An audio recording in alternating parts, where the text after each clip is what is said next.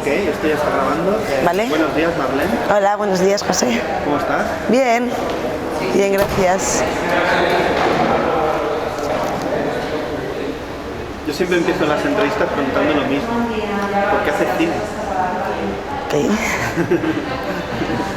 Pues hago cine, principalmente cine documental, porque yo creo que hay muchas historias que es necesario y que es urgente que se cuenten, ¿no? Y la manera que yo tengo para contarlas es el cine. Aparte creo que es una oportunidad única de poder vivir de alguna manera vidas a las que no tendrías acceso, no sé, o sea, puedes estar un día o un año grabando con unas mujeres que hacen teatro y acompañándolas y tratando de entender su vida, y al siguiente proyecto, como es mi caso, estar en una cárcel, en una celda de aislamiento, conociendo otras realidades absolutamente diferentes. Entonces me parece que es un privilegio y una responsabilidad también.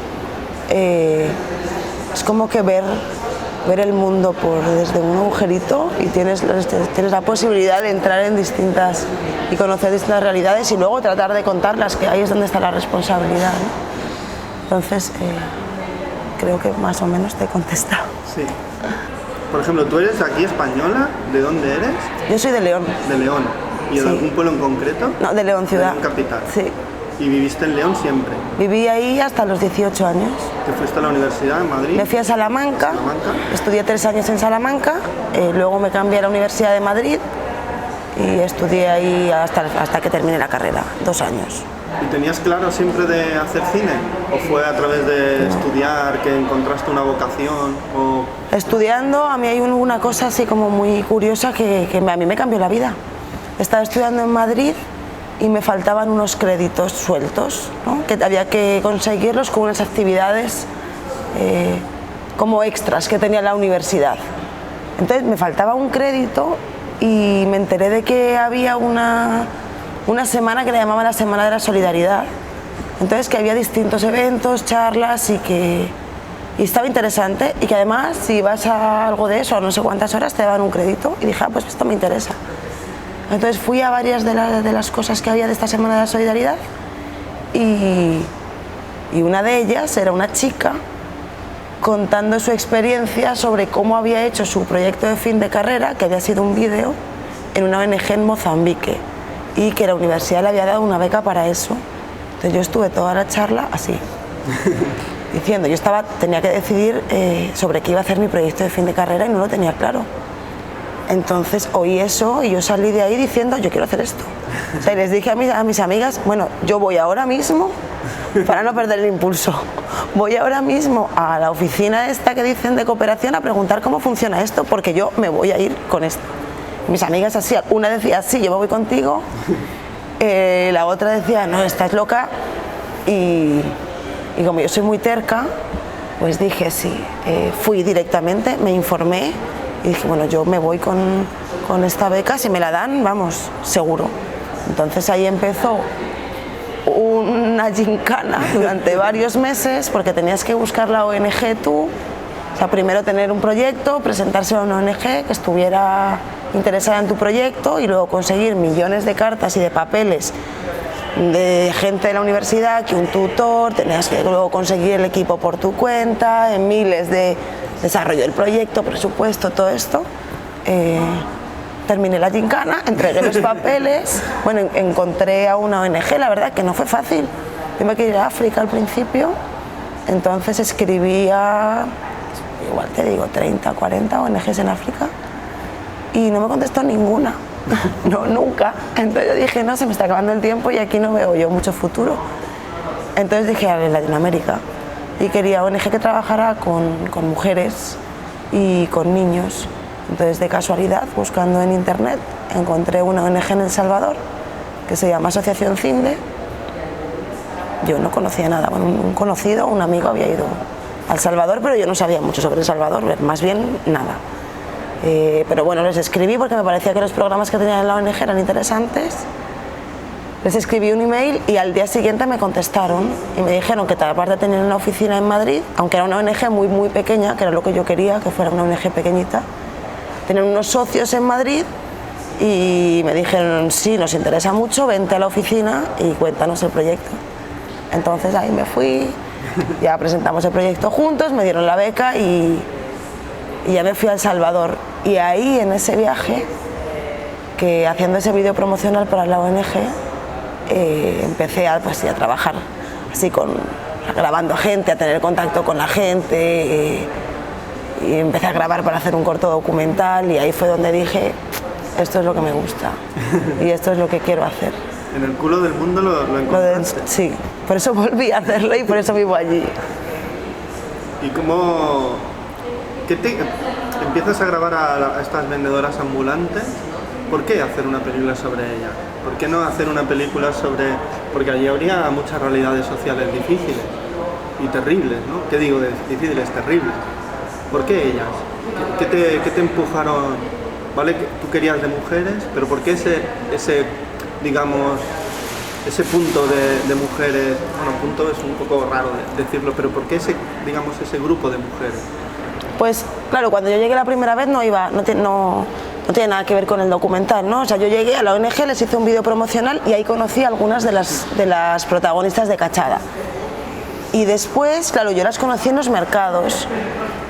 Y cuando volví a El Salvador ya a vivir 3 años después, claro, es que me sorprendió mucho porque ya no me volví a juntar con ellas y ya no estaba en los mercados, ya estaba en un escenario haciendo una obra de teatro sobre sus vidas. Entonces me pareció extraordinario, me parece que son unas mujeres increíbles y es como que no te encuentras en El Salvador. La verdad, yo siempre digo, hay muchísimas historias que contar, o sea, das una patada a una piedra y hay una historia que dices, wow, es interesante y además sería importante y necesario contarla, ¿no? Y con ellas me parecía que era necesario contar esa historia, o sea, yo las fui conociendo más, me parece que el coraje que tienen, la valentía que tienen, que había que contarlo, ¿no? Que era algo extraordinario y que no se podía quedar solamente con la obra, que ya es un producto final, ya que también es extraordinario, ¿no? Pero me parece que luego cuando comencé a ver los ensayos, parecía que el proceso era muy valioso también, ¿no? Y a la directora del grupo, a Egli, también, ella me decía, pasa que cuando nos juntábamos, me decía, en este ensayo ha pasado esto, y entonces hablábamos un montón sobre eso, y era como muy fuerte lo que se iba descubriendo en cada ensayo, y ella me decía, yo creo que esto hay que registrarlo, Marlene. Yo decía, sí, yo también lo creo, pero trabajo en publicidad, o sea, trabajo 15 horas al día, ¿qué hago? Y ya hubo un día que dije, ya tenía yo en la mente, decir, sí, esto es un documental y es necesario hacerlo. Y ya dije, bueno, dejo mi trabajo en publicidad y démosle a grabar, ¿no? A grabarlas. ¿Y ellas se prestaron enseguida? ¿Tuvieron esa confianza contigo? Sí. ¿Confiaron en ti? Sí, porque me conocían, pues yo desde que llegué, bueno, algunas me conocieron en 2010, 3 de ellas me conocieron en 2010 y luego cuando volví en 2013, ya conocí a todas, ya eran todas actrices, y les estuve grabando para hacerles varios vídeos promocionales. Se fueron a Guatemala, me fui con ellas a Guatemala, entonces ya eran muy cercanas. O sea, cuando les dije que me dejan grabar, hacer un documental sobre ustedes y estar en cada ensayo, fue como sí, claro, o sea, ya teníamos mucha confianza, ¿no? Ya nos queríamos mucho. Y después también hablar de fuera, cuando no ensayan, cuando no trabajan en el teatro, en sus casas, con su cotidianidad, su realidad tan terrible. Sí, también. Yo siempre le digo que gracias porque me abrieron los ojos a una realidad que yo no conocía.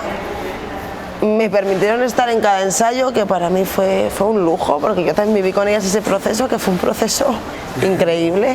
Y luego me abrieron las puertas de sus casas y de sus vidas, o sea que ha sido un acceso y una generosidad brutal, ¿no? Y también lo hacen porque ellas creen que es importante contar sus historias, y igual que ya lo hicieron con el teatro y ya lo hicieron a través de las obras y lo siguen haciendo, creen que también es importante contarlo a través del cine, ¿no? Porque se llegará a otros públicos y porque dará a conocer también más este proyecto que han ido creando, ¿no?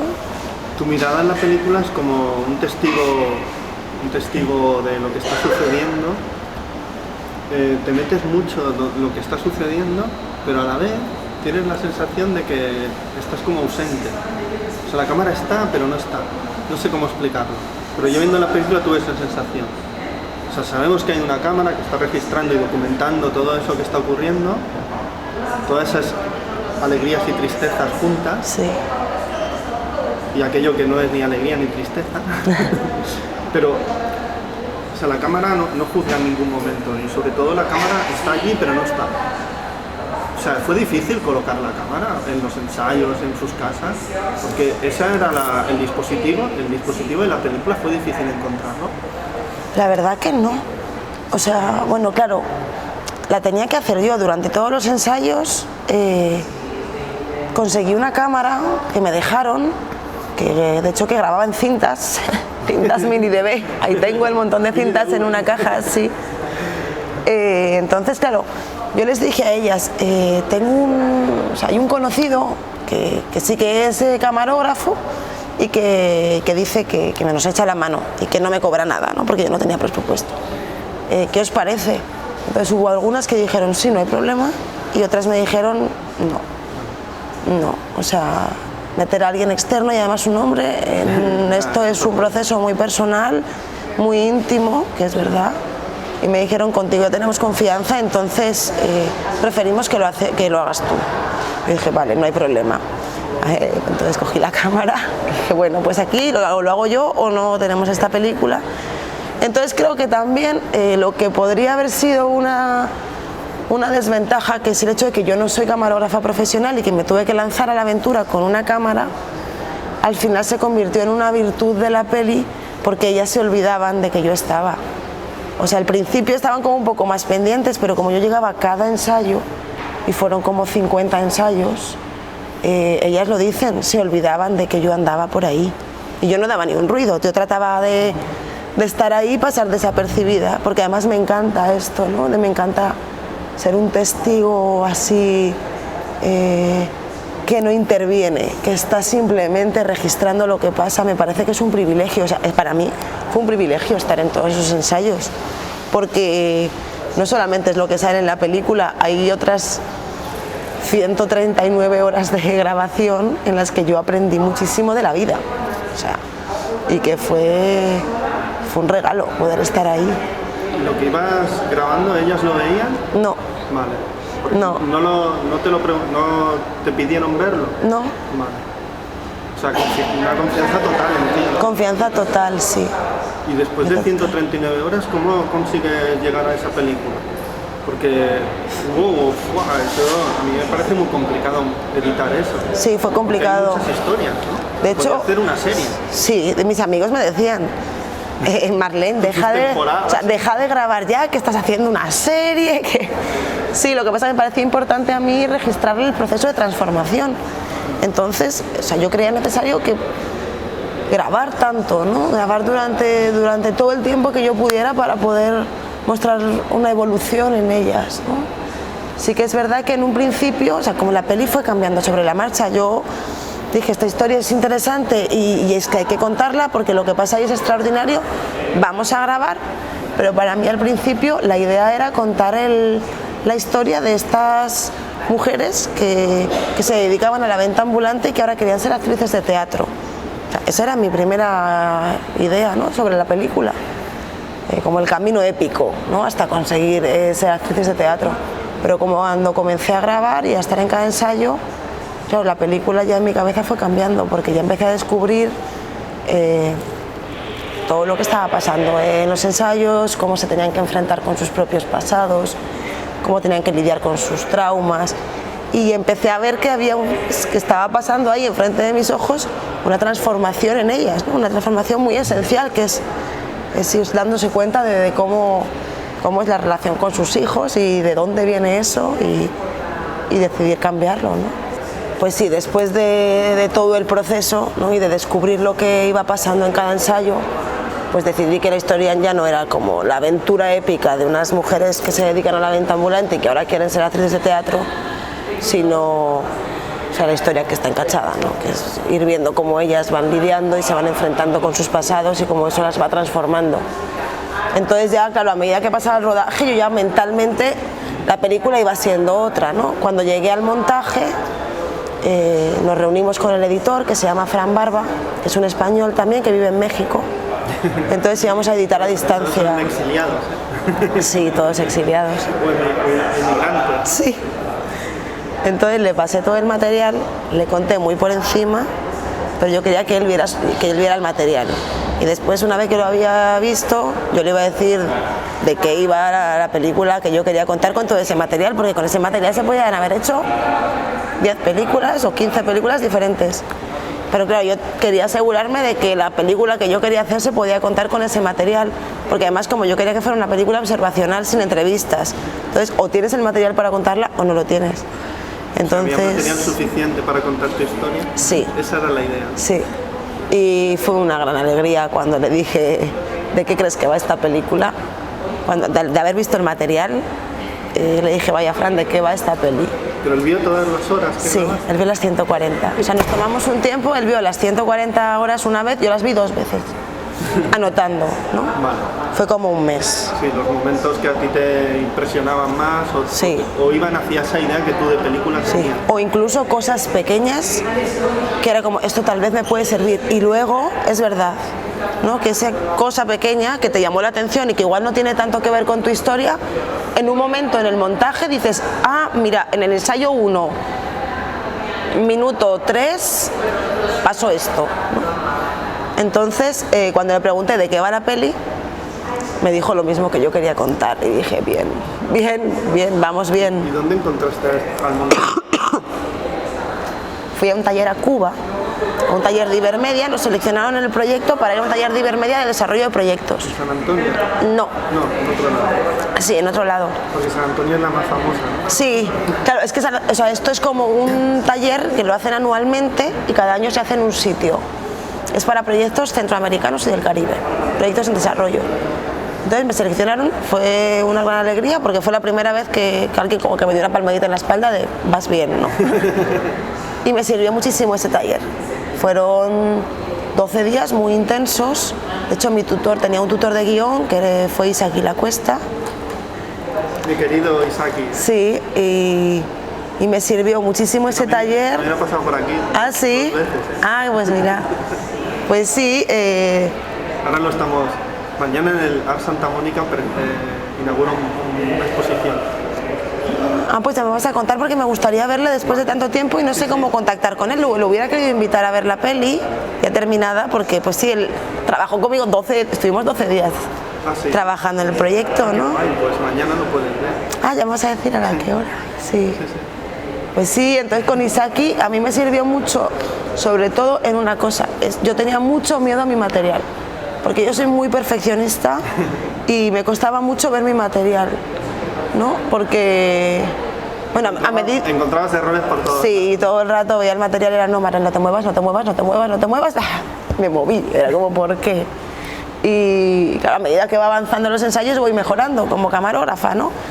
Pero era como muy duro para mí enfrentarme a ese material y decir, tengo que hacer una película con esto. Entonces me acuerdo que Isaki me decía, no, enséñame material, quiero ver material. Yo cuando llegué ahí ya había filmado todos los ensayos. Le enseñé material y me decía, no, pero si es que esto da igual como esté la cámara. Si el contenido está buenísimo. Me puso varios ejemplos de varios cineastas catalanes y de películas que tenían un poco la misma, una estética, que igual no era una cámara fija así súper perfecta y que habían funcionado. Y salí de Cuba ya reconciliada con mi material y lista para enfrentarme a la edición. San Isaki, ¿no? Sí, San Isaki, porque sí que fue... Además era muy... No sé, igual hay otros asesores que tratan más de imponerte su punto de vista, ¿no? Isaki era mucho de respetar lo que yo quería contar y orientarte en función a eso. Muy cariñoso, muy íntimo. O sea, no... Sí. Ahora sí me acuerdo que de un día para otro fue muy intenso el taller y terminábamos a las 8 de la tarde o a las 7. Y de un día para otro, a veces, bueno, casi siempre me ponía como deberes, ¿no? Y hubo un día que me dijo, bueno, para mañana necesito que me hagas la escaleta entera del documental. Y yo me quedé, bueno, ¿crees que puedes? Bueno, sí, lo puedo intentar. me dieron las 6 de la mañana y tenía las primeras 6 secuencias, o sea, porque era imposible hacer la escaleta entera, pero no estuvo muy bien y me ayudó mucho el taller y la experiencia. Y además ahí, en ese taller, que era lo que yo iba, conocí a un montón de gente también de la región que están haciendo cine, que eso también fue súper interesante. Entonces conocí a una chica y su marido era editor. Entonces... Pero es una red cooperativa universal mundial, ¿no? Porque si no, este tipo de pelis sería imposible poder levantarla. Sí. La colaboración-cooperación yo creo que es importante. Sí. Y hacer redes. Sí, contactos siempre. En estos talleres, en los pitchings, en los festivales. De proyectos, de cuando presentas tu peli, tu corto. Siempre se acerca a alguien o en los bermuds, ¿no? O en los sí. hotels, o sea, siempre se acerca a alguien y decir, me ha gustado lo que he visto, ¿no? O sea, tienes otro proyecto, oye, tú editas, ¿no? Y sí. Salen las colaboraciones. De hecho, de ese taller también encontré luego a una directora de foto, que cuando conseguí dinero hicimos un último rodaje de 7 días y ella trabajaba, bueno, ella vive en Guatemala, entonces vino a El Salvador y ya estuvimos con ella esos 7 días. Y fue muy guay trabajar con alguien que haga la foto y no tener que estar yo con... O sea, además fue muy bien el trabajo con ella y entendió muy bien a las mujeres, muy bien. Una vez que tienes la película hecha, montada, acabada, o... Bueno, ¿en qué momento enseñas la película a tus chicas? Se la enseñé cuando tenía una versión anterior a la versión final. ¿Ya creían necesario poder enseñar el material? O sea, sí, ya tenía que enseñar el material, no porque me lo hubieran pedido, porque nunca me lo pidieron, pero para mí... Curioso, ¿eh? Sí. Esa confianza total, absoluta, ¿eh? Sí. Hacia ti. Sí, sabiendo que, pues sí, que ya había grabado momentos súper íntimos y... Súper dolorosos. Súper dolorosos. Que a lo mejor ellos no se lo habían contado a nadie. No, muchas veces no, hay cosas que no se lo habían contado a nadie. Me lo contaron por primera vez en ese ensayo, ¿no?, que yo estaba grabando. Entonces llegó un momento donde yo ya tenía una versión casi final, que luego cambió un poco en cuanto a orden, pero no cambió en cuanto a contenido, que era lo que a mí me importaba, ¿no?, que ellas vieran la peli en cuanto a contenido, porque aunque en su momento todas eran como sí, te dejamos que grabes y creemos que esto hay que contarlo, pero me daba miedo después de decir, a ver si voy a llegar yo luego al cine y alguna me dice que no, que esta historia mejor que no la hubiera contado. O no quiero que salga esto porque hay gente de mi familia que no lo conoce y quiero que sea así. Sí, pues sí, como te decía, llegó un momento donde yo ya necesitaba enseñarles la película, ¿no?, para saber que iba bien y que, pues claro, se construye, o sea, la estructura de la película se va construyendo personajes y pues sí, como se exponían tanto, yo dije, bueno, vamos a enseñársela. De hecho, yo creo que ha sido el día que yo me he puesto más nerviosa de todas las veces que he enseñado la peli. Entonces les dije que venían a mi casa. De hecho, hubo una de ellas que me dijo, ¿puede venir mi hija? Yo dije, sí, porque no les puedo decir que no a nada. Sí, pero dije, ay, encima con la niña, o sea, sí. Que dije, ay, más nervios. Entonces, nada, se la puse ahí en la tele de mi casa. Yo estaba viendo, todo iba bien, lloraban, se reían, tal. Y nada, y cuando se terminó, todas vinieron a darme un gran abrazo. Y, de hecho, una de ellas, que es la que más chileno, es la que en algún momento, de hecho, ella dice, no quiero contar mi historia, ¿no? Y yo a Chileno siempre le dije, bueno, Chileno, cuando tú no quieras que yo grabe, dímelo, no me voy a enfadar. Dímelo con total confianza, ¿no? Entonces yo decía, bueno, a ver Chileno cómo reacciona. Pero Chileno fue la primera que se levantó a darme un gran abrazo y a decirme gracias. Y entonces ya me quedé muchísimo más tranquila. Sí, mucho más tranquila ya. Porque si hubiera sido una locura, si me hubieran dicho esto no... No, son muy valientes, son muy valientes. Igual luego cuando vieron el documental ya por primera vez en cine, en Austin, en el festival South by Southwest, ya con público, o sea, lo sintieron de otra manera, tanto que me decían, Marlene, no es lo mismo que vimos. Y yo, o sea, cambiaron algunas cosas, cambió el inicio y se recolocaron escenas, pero en cuanto a contenido era el mismo. ¿no? Pero claro, ¿cómo cambia la percepción de verlo en mi casa, solo nosotras, a verlo en Estados Unidos en un pantallón y con público extraño? Que yo, claro, ellas dicen, nos sentimos desnudas, ¿no? O sea, yo cuando volvimos me senté con ellas, ¿cómo están? O sea, ¿cómo se sienten con esto? Pues sí, había ciertas cosas, algunas que les dolía verse ciertas escenas, y que les había como impactado verse en una pantalla tan grande, que es como nos sentimos desnudas. Yo les dije, pero bueno, seguimos adelante con esto, o sea, están de acuerdo en que quieren que esta película se siga moviendo. Y es increíble porque te dicen sí. Sí, porque sí, también nos pasó lo mismo con la obra de teatro, que pues sí, al principio nos costaba mucho hacerla y luego ya vamos viendo que sirve y la reacción de la gente y creemos que es importante. Entonces con la peli, aunque ahora nos duela un poco vernos en esas situaciones y sentirnos desnudas, o sea, lo que queremos seguir y que esto se mueva y que sirva y que lo vea cuanta más gente mejor. Entonces esa determinación, ¿no? Y esa valentía que tienen a mí me parece súper admirable. Que la película se viese por primera vez en Austin, ¿eso cómo fue? ¿Tú cogiste la película, se la enviaste ahí y te dijeron que sí? No, yo tengo a mitad del proyecto, como después de 2 años, que ya recibimos unos fondos del Ministerio de Economía, entró al proyecto como coproductor André Gutfreund. Pues sí, fue una sorpresa, no me lo podía creer, o sea, pegué de gritos cuando me llegó el mail, vamos, celebré por 3 días seguidos. A los 2 años de estar yo en el proyecto, entró como coproductor, o sea, como socio mío, como coproductor y como productor ejecutivo también, André Gutfreund. Es un cineasta, es el único centroamericano que ha ganado un Oscar y él vive en El Salvador y volvió a El Salvador para apostar mucho por la industria del cine y es un gran amigo y es un gran referente, ¿no? Entonces le interesaba mucho la peli y entró como productor y productor ejecutivo.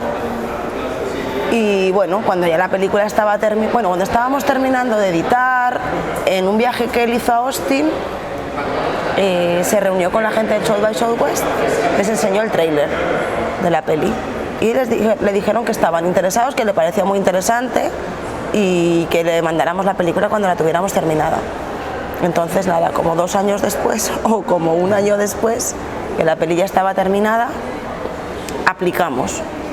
O sea, ya se la enviamos, ya estaba abierto el proceso de inscripción, aplicamos y esperamos. Pero vamos, yo tenía muy pocas esperanzas, la verdad. O sea, yo decía, bueno, vamos a ver si es que aplican 8.000 películas. Y yo decía, o sea, sí, eran como 2.600 largos y no sé cuántos cortos. Entonces, si seleccionaron largos, seleccionaron 155. Entonces, bueno, 8.000.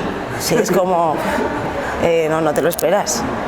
Y así de repente, bueno, llamamos a preguntar. 0,3%, una cosa. Sí, no, una locura, una locura. Me acuerdo que en diciembre llamamos a preguntar, a ver qué, o sea, para que te dijeran, bueno, pues sí, ya está descartada o qué. Y nos dijeron, todavía está y está muy bien valorada por el jurado. O sea, tiene una puntuación alta, pero no tenemos la decisión final porque no todos los jurados o no todos los programadores la habían visto o algo así. Es todo un proceso, ¿no? Sí, y luego ya en enero, de hecho el Día de Reyes aquí, el 5 de enero, que en El Salvador no se celebra ni nada, pero me llegó el mejor regalo de Reyes. No, me llegó el mail del mejor regalo de Reyes y sí, muy bien. La experiencia allí fue brutal, ¿no? Fue brutal, o sea, es un festivalazo, o sea, es un monstruo, es que además tiene música. O sea, a mitad de la semana del Festival de Cine empieza el Festival de Música, hay Festival de Tecnología, cada día hay más de 200 eventos, pero no te lo digo así como un número muy por arriba, es que tenía una aplicación en el móvil que te decía por día lo que había y empezabas a bajar, te pasabas, pero igual te pasabas 10 minutos solamente bajando así cada hora, igual había 5 o 6 eventos por hora que eran de todo tipo, ¿no? No solo charlas de cine, reuniones, películas, una exposición de no sé qué de tecnología, un concierto, era increíble, increíble. Después de todo este proceso, Marlene, ¿qué has aprendido y desaprendido de conocer a las cachadas? Has echado al cabo. O sea, sí, ¿no? No, este proceso a mí me ha cambiado, o sea, completamente. O sea, es lo que decía el otro día en el conversatorio, ¿no? Que no soy ahora, la Marlene de ahora, no tiene nada que ver con la Marlene que empezó, que llegó a El Salvador y que empezó a grabar con esa cámara, ¿no? O sea, haberlas conocido, haber conocido sus historias, su fortaleza, cómo enfrentan la vida. También la realidad de la mayoría de las mujeres salvadoreñas, ¿no? Que es la que ellas viven y que luego, pues es verdad que hablando con otras mujeres, o sea, ya sabiendo que existe esta realidad, ya dices, ya no sé, te cambia el foco, ¿no? Y se te amplía la mente y dices, wow, es que esto que yo no sabía que pasaba esto, y pasa, y wow, y entonces quieres saber más, ¿no? Y saber de dónde viene esta violencia tan brutal y tan entonces, ¿no? Sí. O sea, como instalada, como algo... Sí, y normal, además. Naturalizado y... Es brutal, ¿eh? Sí, es increíble. Entonces, a mí todo eso, pues me fue cambiando como persona y también como... O sea, hacerme más segura de que yo quería ser documentalista, ¿no? Consciente de mis privilegios, que por supuesto que los tengo, y también consciente de la responsabilidad, ¿no? De que creo que estas historias hay que contarlas porque... No sé, al menos aportar mi granito de arena para tratar de, no sé, de cambiar mínimamente, aunque sea estas situaciones, ¿no? Porque sí, es muy sorprendente conocer estas historias y saber que este tipo de historias horribles que pasan muy, muy, muy a menudo y con muchísimas mujeres salvadoreñas. ¿Y seguirás contando historias del Salvador? Sí, sí. Se ha convertido como en una especie de plató cinematográfico, ¿no? Salvador. Es que creo que hay tantas historias que creo que es necesario contar y vivo ahí también. Una de las razones por las que vivo en El Salvador es por eso, ¿no? Porque creo que hay muchas historias que hay que contar y que quiero contar. No sé, tengo una conexión con El Salvador muy, muy fuerte, ¿no? Creo que porque es que El Salvador ha sido clave en muchos momentos de mi vida. Entonces, o sea, El Salvador me hizo documentalista. ¿Quién me lo iba a decir? Un país ¿Quién me lo iba a decir? Tan difícil, con tantas complicaciones, tanta violencia. Cosas que no te esperas, o sea... Y se ha convertido en una especie de paraíso cinematográfico para ti. O sea, es que, no sé, encontré el sentido a mi vida y también a mi profesión, lo encontré en El Salvador, ¿no? O sea, yo soy documentalista porque fui a El Salvador hace 9 años, ahí decidí. Yo quiero hacer documental. Vine aquí a Barcelona, estudié en la SCAC, un máster en cine documental y después de 3 años dije, vuelvo. Durán, ¿no? Sí, era mi tutor. Entonces ahí volví. Entonces yo digo, yo sí, pues, yo soy española, pero yo soy documentalista salvadoreña. O sea, El Salvador me hizo documentalista y ahora mismo los temas que me interesan están en El Salvador y me parece que hay que contarlos. Y somos muy pocos cineastas en El Salvador, estamos luchando para que se vaya creando un cine salvadoreño y creo que quiero aportar mi granito de arena, ¿no? a esa industria muy incipiente. Y ahora para terminar, Marlene, me gustaría que me dijeras alguna película, algún autor que te cambió la vida cuando te cambió, bueno, la vida no, tu mirada como espectadora, cuando eras una chavalita, una adolescente, si hay alguna o algunos. Como adolescente creo que no, pero sí hubo un documental que se llama, en español se llama Los niños del barrio rojo, sí. Y en inglés creo que es Born into Brussels, que cuando lo vi yo ya estaba estudiando, ¿no? Estaba estudiando comunicación audiovisual, sí. Cuando lo vi, que me quedé impresionada. Creo que era el primer documental que no era de historia o de naturaleza o los documentales de la 2 que yo veía, y lo vi y yo fue como un instinto muy, no, poco desarrollado, pero un instinto de yo quiero hacer eso, me parece increíble, ¿no?